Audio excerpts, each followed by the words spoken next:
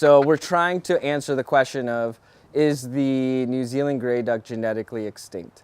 So we're actually trying to figure that one out. I know a lot of people think they are, but we've gotten that same kind of idea for several other species of this group.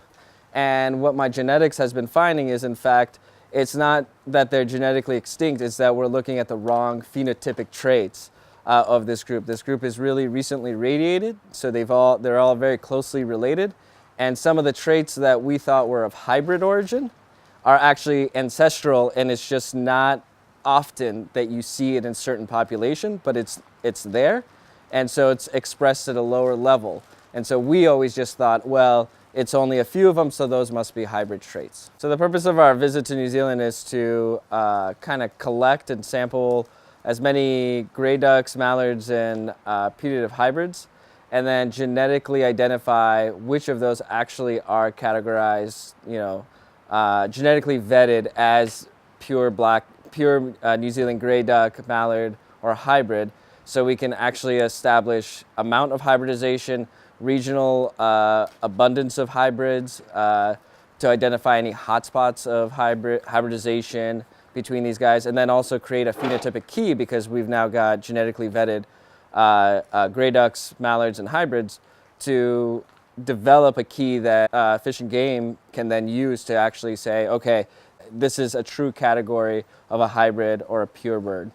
So we're here for about 2 weeks, and I brought my graduate student, Joshua Brown, and as well as Irene Inglis is here, who's from the museum at UC Davis.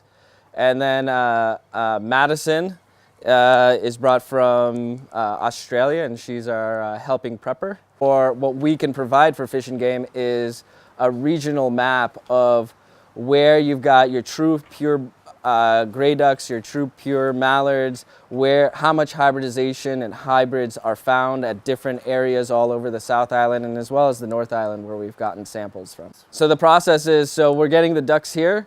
We're preparing all of them for museum cataloging. So when we get back, there'll be vouchered specimens at several museums in the States. And then we're taking tissue from breast tissue to do genetic analyses on. And we've got all our permits done. Our export-import permits are all there, and so we're shelling them out. Again, kind of getting the first steps of preparation done for museum vouchering and putting them in a cooler. So some of the surprising things has been mostly in the mallards, and one of the things that we are noticing is the size of the testes and the ovaries in these birds, and the coloration in these birds appears to be the fact that perhaps they're able to mate much longer than we think, or at least what we expect from mainland mallards. So that tells me that within the last 50, 60 years, they've adapted to an island life. And if that's the case, that would be one of the fastest adaptations that we know in kind of these species.